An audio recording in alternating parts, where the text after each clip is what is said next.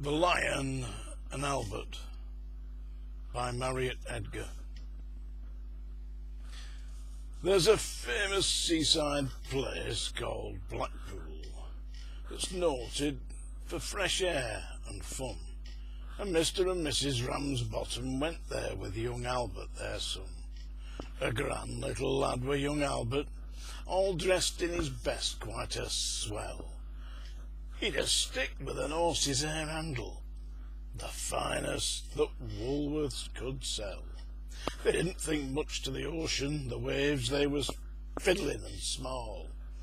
There were no wrecks and nobody drowned, in fact, nothing to laugh at all. So, seeking for further amusement, they paid and went into the zoo, where there were lions and tigers and camels, old ale, and sandwiches too.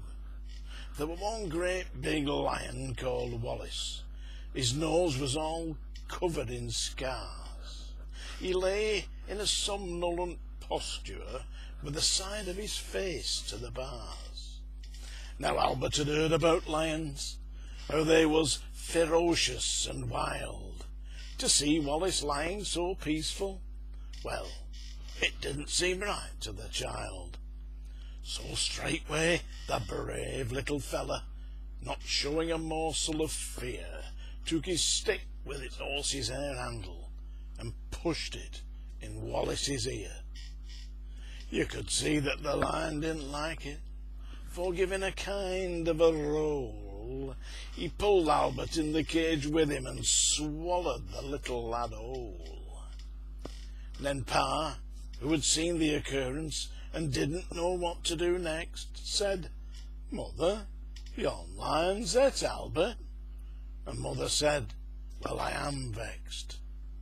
Then Mr. and Mrs. Ramsbottom, quite rightly when all's said and done, complained to the animal keeper that the lion had eaten their son. The keeper was quite nice about it. He said, "What a nasty mishap. Are you sure that it's your boy he's eaten?" Pa said, "Am I sure? There's his cap." The manager had to be sent for. He came and he said, "What's to do?" Pa said, "Yon lion's et Albert, and him in his Sunday clothes too." Then Mother said, "Right's right, young fella. I think it's a shame and a sin for a lion to go and eat Albert, and after we paid to come in." The manager wanted no trouble. He took out his purse right away, saying, "How much to settle the matter?" Pa said, "What do you usually pay?" But Mother had turned a bit awkward when she thought where her Albert had gone. She said, "No, someone's got to be summoned." So that was decided upon. Then off they went to the police station in front of the magistrate chap. They told him what happened to Albert and proved it by showing his cap. The magistrate gave his opinion that no one was really to blame, and he said that he hoped the Ramsbottoms would have further sons to their name. At that Mother got proper blazing.